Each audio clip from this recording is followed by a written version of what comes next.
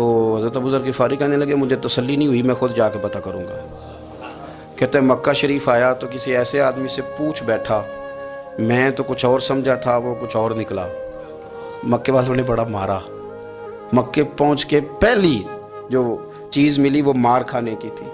اب میں ڈرتے کسی سے پوچھتا ہی نہ، بھوک بھی بڑی تھی، رہنے کو جگہ نہیں تھی، حرم شریف میں لیٹا رہتا تھا۔ میرے نصیب دیکھو، مجھے ایک شخص نے آ کے ہلایا، کہنے لگے اگر مناسب سمجھیں تو میں آپ کو دیکھ رہا ہوں کافی دیر سے، آپ کوئی پردیسی ہیں، آپ کا اپنا مہمان نہ بنا لوں؟ تو میں نے کہا آپ کا کیا نام ہے؟ کہنے لگے میرا نام ہے علی ابن ابی طالب۔